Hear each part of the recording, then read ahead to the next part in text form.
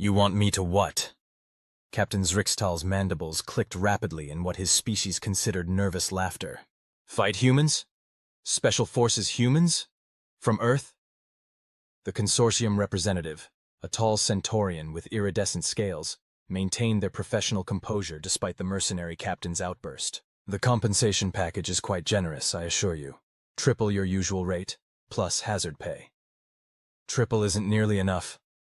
Zrixtal took a long drink from his flask, the bioluminescent liquid casting a faint blue glow across his chitinous face. Let me tell you a story about the last time I encountered human special forces. Maybe then you'll understand why no self-respecting mercenary company will touch this contract. The Centaurian's head frills twitched with barely concealed annoyance, but they gestured for him to continue. Very well. Enlighten me. It was during the Proxima border dispute.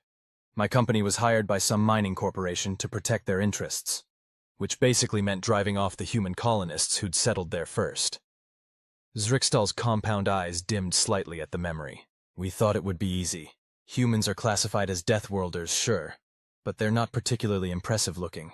No natural weapons, minimal armor, relatively weak compared to many species. We had superior numbers and technology. What could go wrong? The captain paused to take another drink before continuing. Everything could go wrong. You're being dramatic. The consortium representative interjected. I wish I was. We deployed with a full battalion, 800 of my best troops. Standard shock and awe tactics. Drop ships, heavy armor, the works. The human settlement only had about 50 defenders. We thought we'd have it wrapped up in an hour. Zrixtal's mandibles twitched. They had a squad of 12 Special Forces operators there. Just 12. We didn't even know they were present until it was too late. What happened? They didn't fight like any species I'd ever encountered. Most races have predictable combat doctrines. The Vraks are all about overwhelming force. The Kirin rely on superior technology. The Nexu use swarm tactics. But humans? They're creative, adaptable, and they have this terrifying ability to treat their own evolutionary disadvantages as advantages. The captain brought up a holographic display showing tactical readings from the battle. See this? That's when they started using our own communication frequencies to feed us false intel. They spoofed IFF signatures to make us think friendly units were hostiles. They used our thermal imaging against us by heating rocks to body temperature and cooling their own signatures with some primitive chemical reaction packs. That's concerning, but surely superior numbers. I'm not finished. Zrixtal's voice took on a haunted quality. They utilized the local wildlife. Did you know humans can form rudimentary bonds with almost any animal species? They had these things called dogs, pack predators they've domesticated. The dogs could smell our troops no matter how well they were hidden. And the humans used the local apex predators too. Apparently they'd spent months studying their behavior patterns and figured out how to predict and influence their movements. The holographic display shifted to show a nighttime battle scene. Then there was their capability in darkness. Everyone knows humans have poor night vision compared to most species, but they've developed these things called night vision goggles that not only let them see in the dark, but can detect thermal signatures and even see through some types of cover. They don't try to overcome their evolutionary limitations. They engineer solutions. That's still just technology, the consortium representative argued. Many species have similar capabilities. Zrixtal chittered in dark amusement. True, but most species rely on their technology. Humans? They train to fight effectively even when all their fancy tools fail. I watched one of them lose their weapon, their comm gear, and their vision enhancement systems. And they still managed to take down 3 of my best close combat specialists, using nothing but their bare hands and a piece of sharp metal they'd scavenged. You're talking about isolated tactical successes, surely. Within 6 hours, they had completely disrupted our command and control structure. They'd identified and eliminated all of our officers, specifically targeting them based on behavioral patterns they'd somehow analyzed. They destroyed our supply lines, disabled our vehicles, and turned our own automated defense systems against us. They didn't just beat us tactically, they dismantled our entire operational capability. The captain's mandibles clicked rapidly. But you know what the scariest part was? They were holding back. The entire time they were using less than lethal tactics wherever possible. They could have killed every one of my troops, but instead they focused on incapacitation and capturing high-value targets for intelligence gathering. That's when I realized. These weren't just soldiers. They were professionals who had elevated warfare to an art form. Surely you're exaggerating. 12 operators couldn't possibly. My final casualty report. 147 injured seriously enough to require immediate medical evacuation. 312 suffering from various forms of temporary incapacitation. 89 captured, and only 23 actual fatalities, most of which were from panic-induced friendly fire incidents. The rest of my forces retreated in complete disorder. Total human casualties? 3 minor injuries, and I'm pretty sure those were accidentally self-inflicted during their more creative maneuvers. Zrixtal leaned forward, his compound eyes fixed on the consortium representative. Do you know what they did after thoroughly destroying my company's reputation and combat effectiveness? They invited the survivors to share a meal with them. Apparently, it's a human tradition to show respect to worthy opponents. They actually complimented our troops' bravery and offered suggestions for improving our tactics. They turned it into a teaching opportunity. The representative's scales had lost some of their luster.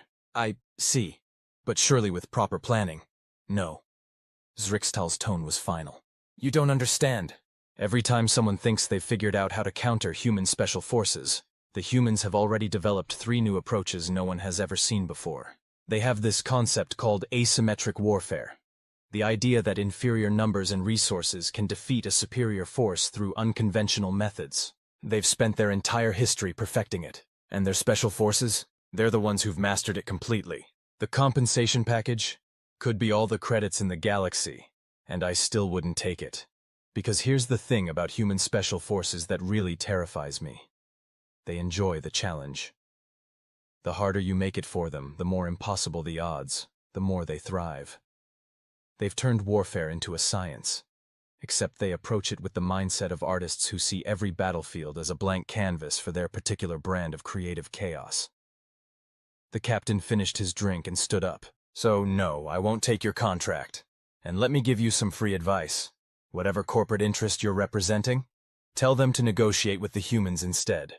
Because I've learned that the only thing more impressive than human special forces in combat is their ability to become valuable allies once you've earned their respect.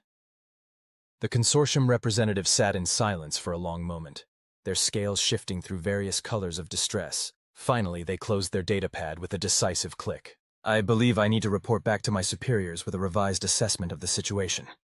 Good choice. Zrixtal's mandibles formed what passed for a smile in his species. Oh, and one more thing. That human squad that decimated my company? They later told me they were using that operation as a training exercise for some of their newer members. They weren't even operating at full capacity. As the representative hurried away, Zrixtal caught the attention of the bar's serving drone for another drink. He had a feeling the consortium would be pursuing diplomatic options from now on. And if they weren't smart enough to do that, well, he almost felt sorry for whatever poor mercenary company they convinced to take the contract. Almost. In the corner of the bar, a group of humans in civilian clothing, who had been quietly listening to the entire conversation, shared knowing looks and raised their glasses in a silent toast to the mercenary captain's wisdom. After all, the best victories were the ones where you didn't have to fire a shot, and sometimes reputation alone was the deadliest weapon of all. The humans in the corner waited until the consortium representative was well out of sight before approaching Zrixtal's table. Their movements were casual but precisely coordinated, something that would have set off alarm bells in the mercenary captain's mind if he hadn't already known exactly who they were. Mind if we join you, Captain? Asked the lead figure, a deceptively average-looking human female with short, cropped gray hair. I believe we owe you a drink. Zrixtal's mandibles clicked in recognition. Commander Sarah Chen, I was wondering if you'd say hello. He gestured to the empty seats. I trust retirement is treating you well? Oh, I'm not retired, Chen said with a smile that made Zrixtal's chitin crawl slightly. Just consulting these days. Speaking of which, that was quite the story you told. All true, as you well know. The captain's compound eyes studied the other humans taking their seats, all of them moving with that characteristic fluid grace that marked them as predators, no matter how much they tried to hide it. Though I notice you left out the part about the orbital insertion when I was telling it. Chen's smile widened. Now, why would you leave out the best part? One of the other humans, a massive male with dark skin and intricate scarring on his forearms, chuckled. Because no one ever believes that part, ma'am. Tell it anyway, Chen encouraged, signaling the serving drone for a round of drinks. It's my favorite part. Zrixtal took a long drink from his fresh glass before speaking. The humans had disabled our ground-based anti-aircraft defenses, but we still had orbital superiority. We thought we were safe up there at least. Then we detected a series of small objects entering the atmosphere. Drop pods? Asked the consortium operative who had quietly appeared at a nearby table, apparently having doubled back to eavesdrop. Their scales flushed with embarrassment at being noticed, but curiosity had clearly gotten the better of their professional judgment. That's what we thought at first, Zrixtal continued, deciding to humor the operative's presence. Standard insertion capsules, except they weren't aimed at any strategic locations. Instead, they scattered across a wide area of empty terrain. We thought it was a diversion. It wasn't? The operative's head frills twitched with interest.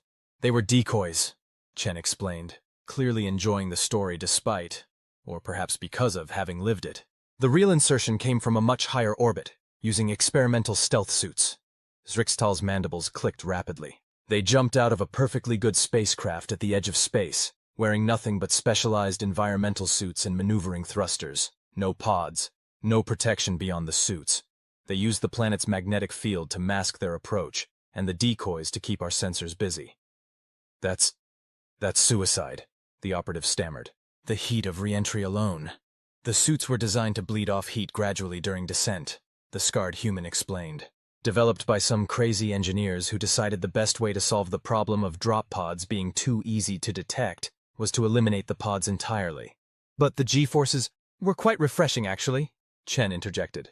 Nothing like a high-altitude orbital insertion to wake you up in the morning. The view was spectacular, too. The operative's scales had shifted to a pale shade that indicated either awe or horror, possibly both. You were one of them? Commander Chen here planned and led the operation, Zrixtal confirmed, though I didn't know that until after everything was over. She's being modest about the insertion, by the way. They didn't just survive it.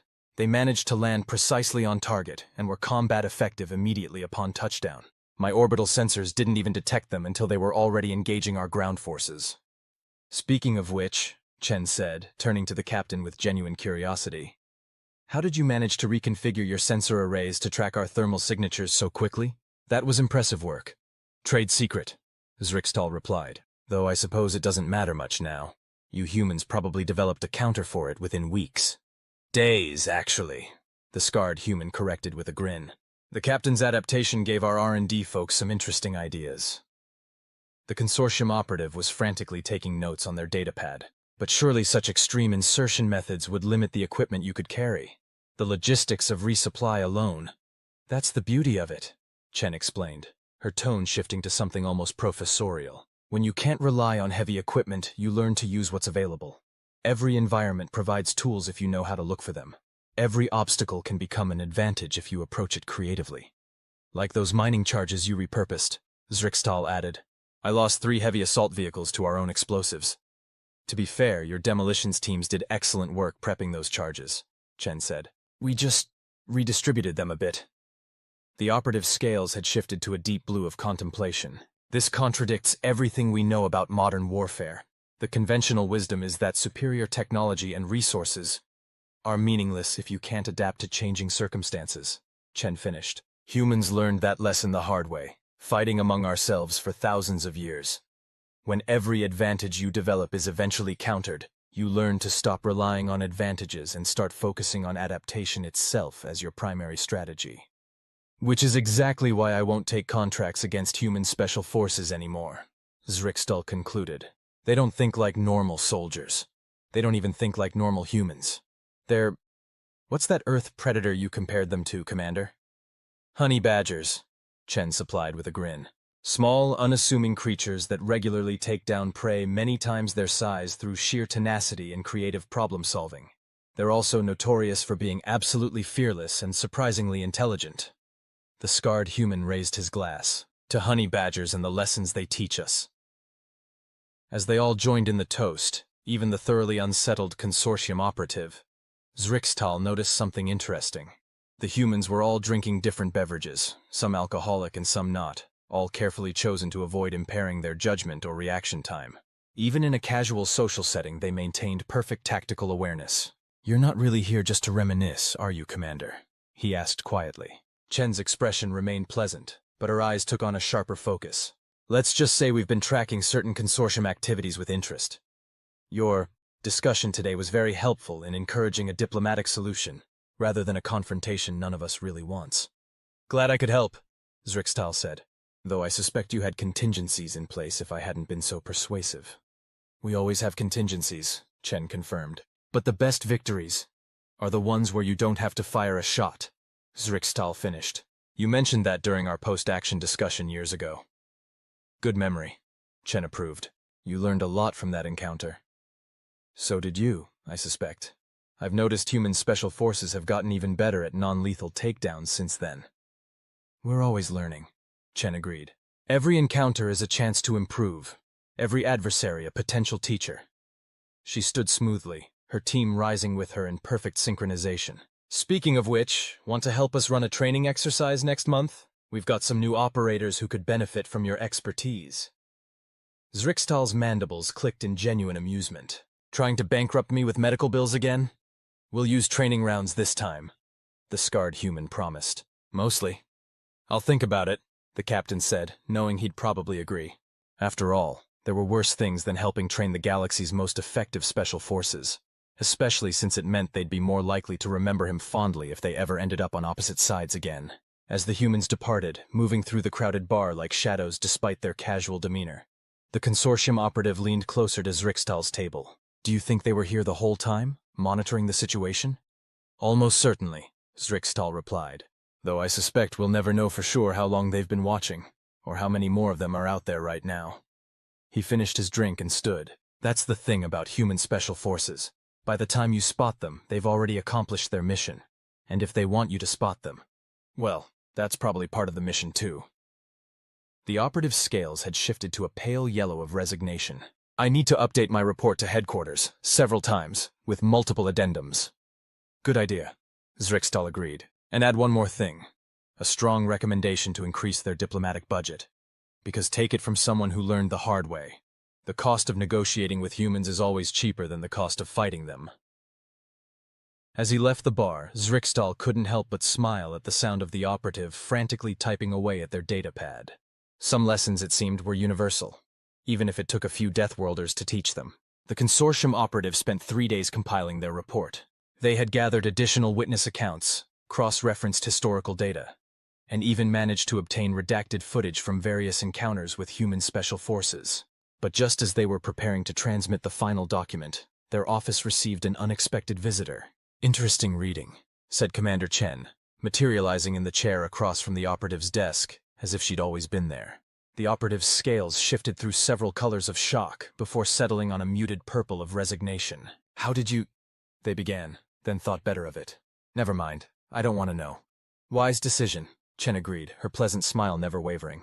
I particularly enjoyed your analysis of human psychological warfare techniques, though you missed a few key points. The operative's head frills twitched. Such as?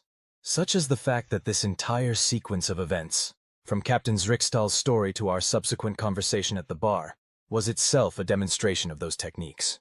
Chen's smile took on a predatory edge. After all, what better way to discourage potential adversaries than to let them document their own reasons for avoiding conflict? You set the whole thing up? The operative's scales shifted to a deep blue of realization. The captain's presence, the timing of our contract offer, the chance encounter afterward.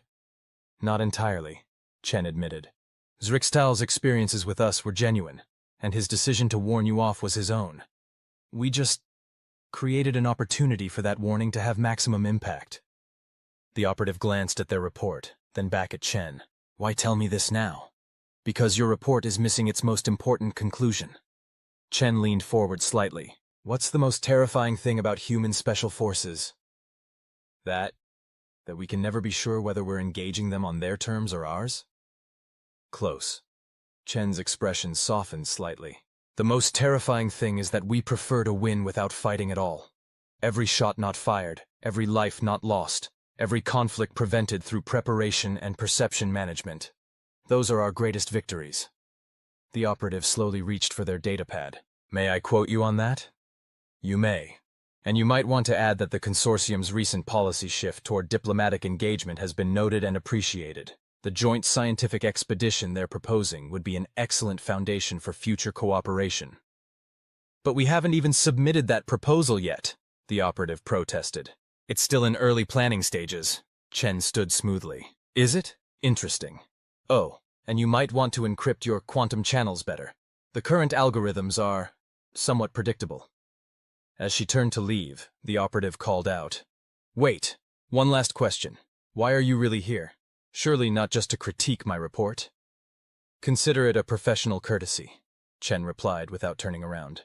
"After all, the best way to prevent future conflicts is to help potential adversaries understand exactly why they don't want to become actual adversaries."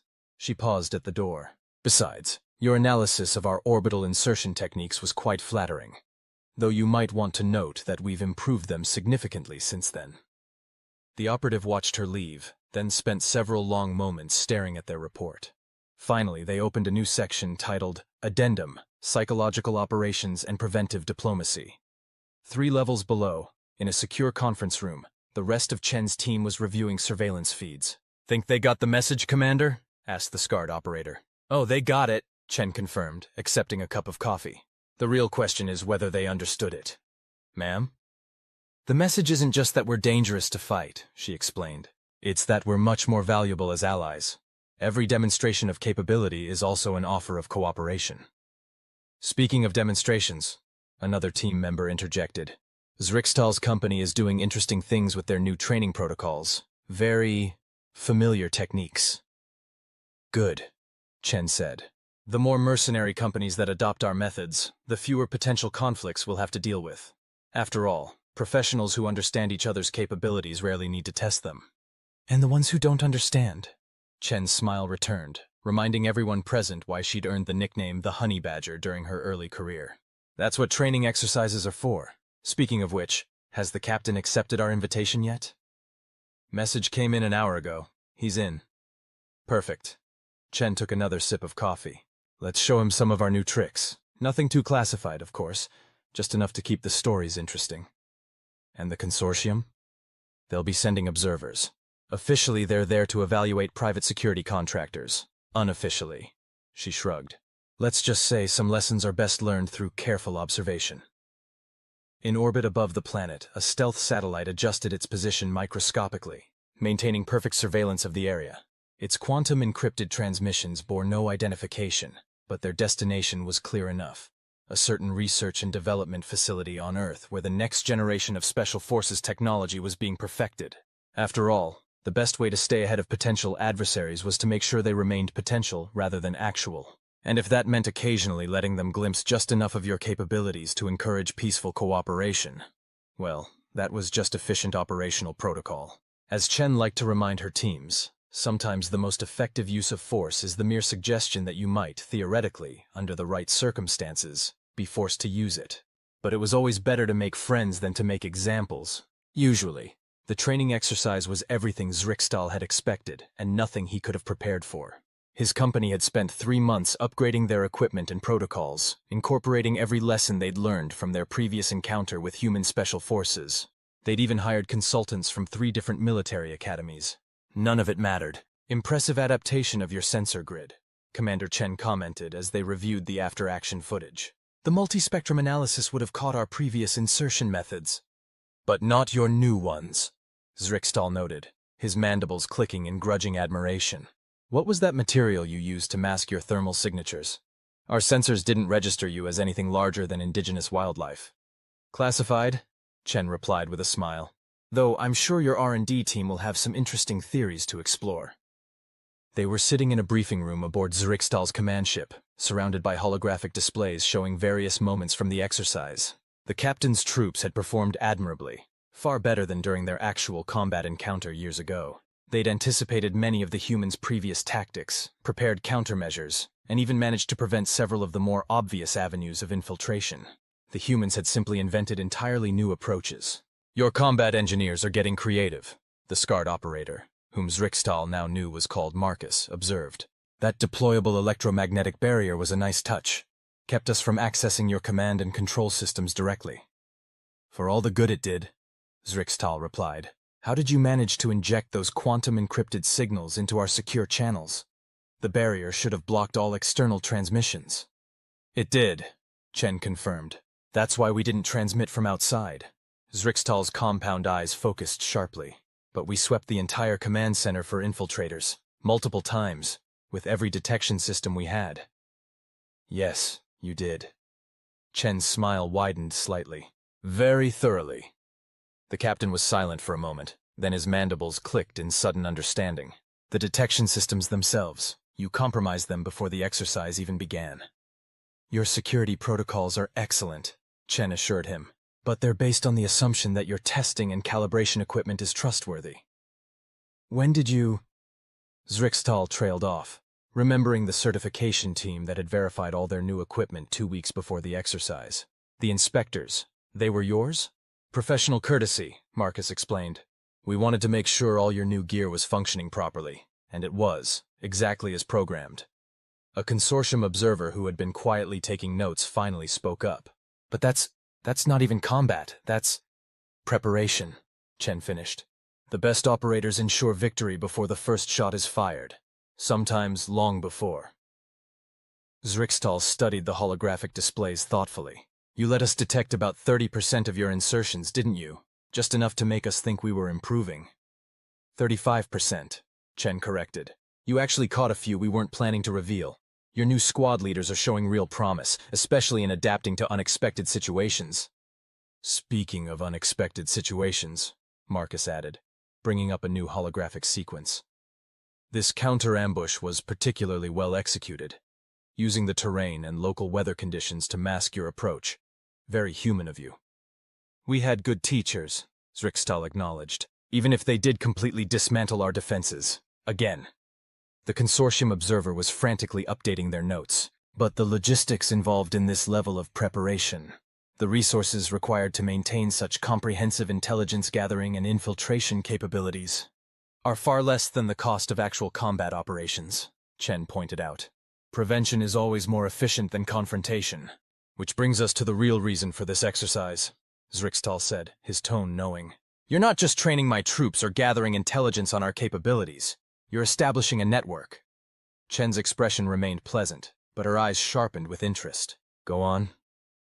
Private military contractors who've trained with human special forces, who understand your capabilities and methods. We become informal ambassadors. When other potential clients ask us about taking contracts against human interests, you can provide informed advice, Chen confirmed, based on personal experience rather than mere speculation. And if those clients are particularly insistent, then you have established channels for communicating such intentions through appropriate diplomatic venues, Chen replied, before situations become unnecessarily complicated. The consortium observer's scales had shifted to a deep green of revelation. It's not just a military network, it's a diplomatic early warning system. Among other things, Marcus agreed. Professional courtesy works both ways, after all.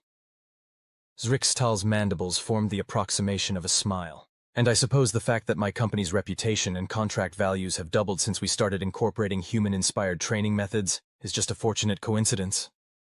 The free market does tend to recognize quality, Chen said innocently. Speaking of which, we've been impressed by your company's performance in recent peacekeeping operations.